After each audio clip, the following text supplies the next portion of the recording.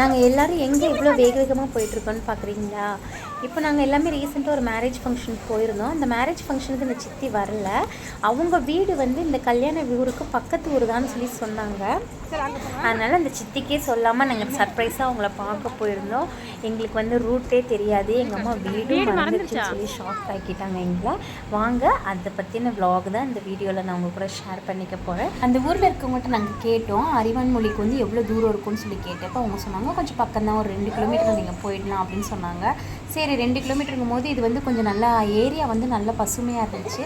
சரி அப்போ நடந்து போனால் நல்லா தான் இருக்கும் அப்படின்னு சொல்லிட்டு எல்லாருமே நடக்க ஆரம்பிச்சிட்டோம். என்னோட 2வது அக்கா மட்டும்தான் இதில் வரல. அவங்களுக்கு கொஞ்சம் கால்லாம் வலிக்குது அப்படின்னு சொல்லிட்டு அவங்க வரலன்னு சொல்லிட்டாங்க.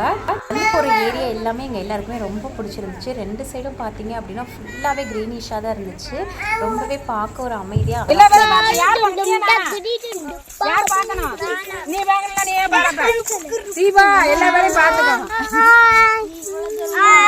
என்ன சொன்ன ஜெயமே? ஜெயமே தீபாட்ட என்ன சொன்ன தீபாட்ட? எல்லா பிள்ளையும் பாத்துக்க சொன்னியா? சரி சரி போ.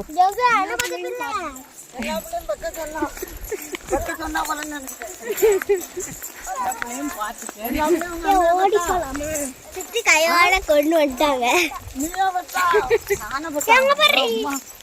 எல்லாருமே ஃபஸ்ட்டு கொஞ்சம் பொறுமையாக தான் நடக்க ஆரம்பித்தோம். மெதுவாக நடந்து போனதுனால பார்த்திங்கன்னா ரொம்ப டைம் ஆன மாதிரி ஆகிடுச்சு.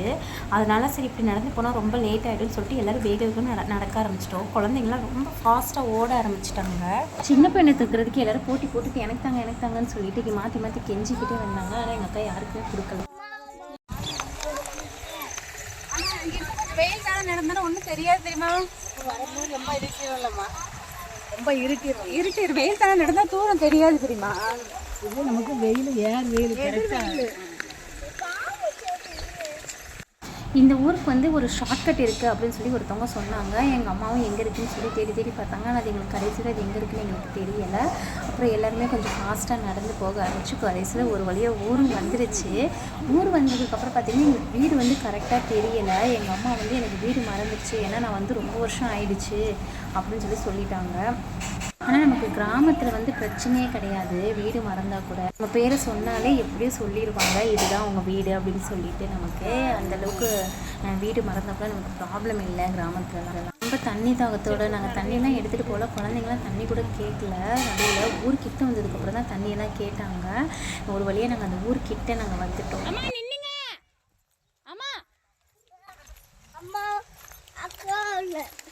எங்கள் ஜேம்ஸ் வந்தோடனே போங்க, அவன் அம்மா அக்கான்னு கூப்பிட்டுட்டே வரான். யாரம்மா கூப்பிட்ட?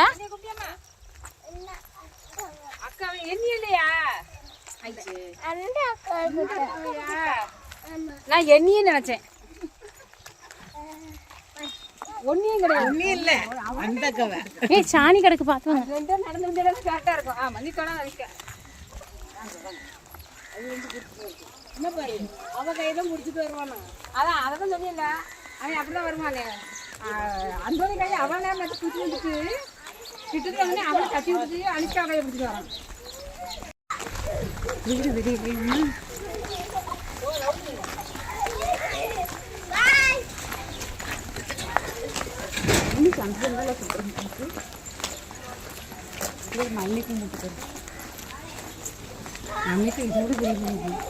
நம்ம வீட்டில் எப்படி இருந்துச்சு? வைக்கணுமா செடி?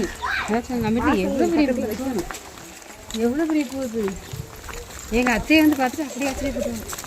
எவ்வளோ பெரிய செடி வச்சுட்டு என்னம்மா வீடை மறந்துட்டானாங்க. அவங்க கொஞ்சம் கஷ்டம் தான். வீடு மறந்துருச்சா?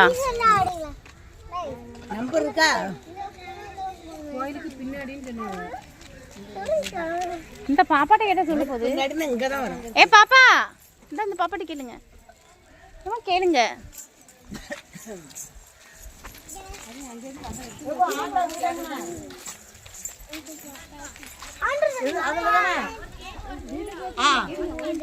அதுக்கு அடுத்த வீடா? சரிம்மா, அந்த கேட்டு திறந்துருக்கல, அதுக்கு அடுத்த வீடா? ஏய் எல்லாம் அமைதியா போங்க. அப்பா வீட்டில் விளையாண்டுட்டு இருக்காங்கம்மா. வீட்டில் ஒரு வழியாக வீடை கண்டுபிடிச்சாச்சுங்க. வீட்டுக்கு இப்போ அமைதியாக போவோம், உங்களுக்கு தெரியக்கூடாது அப்படின்னு சொல்லிட்டு எல்லோரும் அமைதியாக உள்ளே போகிறோம். கேட்டை திறந்துட்டு சரி என்ன செய்கிறாங்கன்னு பார்க்கலாம் அப்படின்னு சொல்லிட்டு அமைதியாக உள்ளே போகிறோம். நீங்களே பாருங்கள்.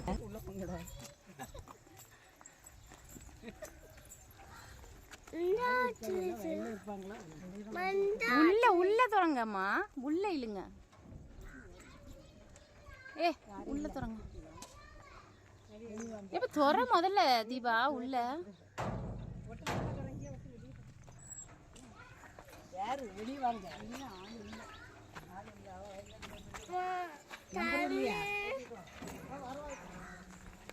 ஆளுங்க பட்டினா நிக்கிறான்.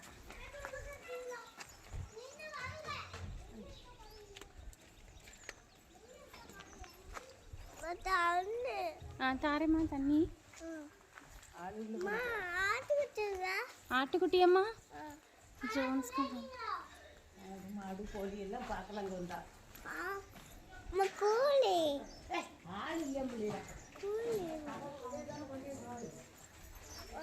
வீட்டில் யாருமே இல்லை. அவங்க வந்து தோட்டத்துக்கு போயிட்டாங்களா மாடெல்லாம் கட்டிட்டு. வேறு ஃபோன் பண்ணி இன்ஃபார்ம் பண்ணாமலே போயிட்டோம். எங்களுக்கு வேறு டைமு 6 மணி ஆகிடுச்சு. என்னடா அப்படி சொல்லாமல் வந்துட்டோமே, இன்னும் காணுமே அப்படின்னு சொல்லி யோசிச்சுட்டு இருந்தோம்.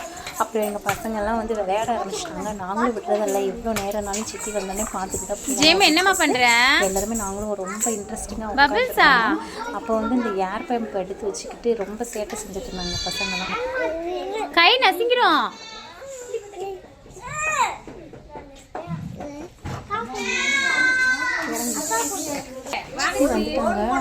வந்துட்டாங்க.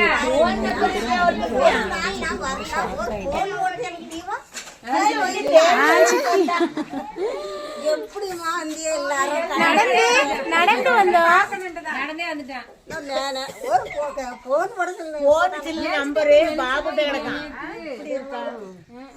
இது இப்போ அந்த காய்ச்சல் வந்து இன்னும் காலையே நடக்க முடியல.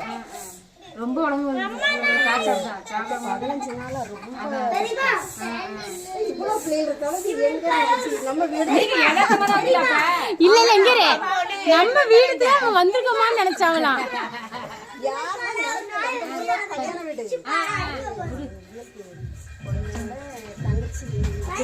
அதுல கேட்கணும் ஒரு ஆள் சொல்லிச்சுல கல்யாணம் அந்த வீட்டுக்கு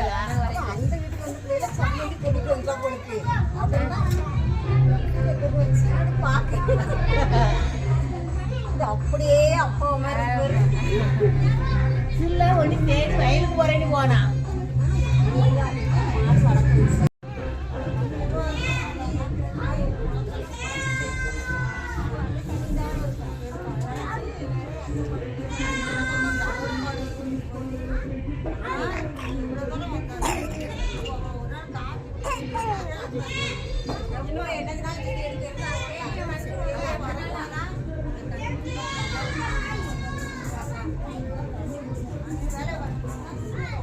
கொஞ்ச நேரம் வெளியே உட்காந்து பேசிட்டு சரி வாங்க வீட்டுக்குள்ளே போகலாம் அப்படின்னு சொல்லி எல்லோரும் வீட்டுக்குள்ளே கூட்டிகிட்டு போகிறாங்க. வீட்டுக்குள்ளே போயிட்டு காஃபி குடிச்சிட்டு கொஞ்சம் ஸ்நாக்ஸ் அது இதுன்னு சாப்பிட்டு எல்லோரும் உடனே கிளம்பி போக வேண்டியதாகிடுச்சு. மாப்பிள்ளை வீட்டில் ஈவினிங் தான் ஃபங்க்ஷன் இருக்கும் கல்யாணத்தில், அதனால் அங்கே போகணும் அப்படின்னு சொல்லிட்டு இருந்தது கொஞ்சம் நேரமாக இருந்தாலும் அது மனசுக்கு ரொம்ப நிறைவாக இருந்துச்சு. நமக்கு பிடிச்சவங்களை வந்து நம்ம திடீர்னு போய் பார்க்குறது அவங்களுக்கும் சந்தோஷமாக இருக்கும், நமக்கும் சந்தோஷமாக இருக்கும். நாங்கள் இப்போ தான் எங்களோட லைஃப்லேயே ஃபஸ்ட் டைம் என்னோடய சித்தி வீட்டுக்கு நாங்கள் போயிருக்கோம். எங்கள் சித்திக்கும் அது ஒரு சந்தோஷத்தை இருந்துச்சு, எங்களுக்கு அது ஒரு சந்தோஷம். அவங்க என்ன தான் வயக்காட்டு வேலை பார்த்தாலும் அவங்களோட கிச்சன் எவ்வளோ க்ளீனாக இருக்குதுன்னு சொல்லி பாருங்கள். க்ளீனாக நீட்டாக இருக்குது. காலையிலே அவங்க வந்து வயக்காட்டு வேலைக்கு போனாங்கன்னா நைட்டு 6 மணி போல் தான் அவங்க வருவாங்க. வீட்லேயே அவங்களெல்லாம் அதிகமாக பார்க்க முடியாது. அப்படி இருந்தால் அவங்க வீடு வந்து அவ்வளோ க்ளீனாக இருந்துச்சு. எங்களுக்கு இந்த மாதிரி நடந்து போய் சர்ப்ரைஸாக எங்களோட சித்தி வீட்டுக்கு போயிட்டு வந்தது வந்து பார்த்திங்கன்னா அன்றைக்கி வந்து ரொம்ப ஹாப்பியாக இருந்துச்சு. அன்றைக்கி இல்லை இன்றைக்கி நினச்சாலும் அது எங்களுக்கு ஒரு சந்தோஷத்தை கிடச்சிச்சு. உங்களுக்கு இந்த வீடியோ பிடிச்சிருந்துச்சு அப்படின்னு சொன்னால் கீழே இருக்கிற லைக் பட்டனில் ஒரு டச் பண்ணிடுங்க.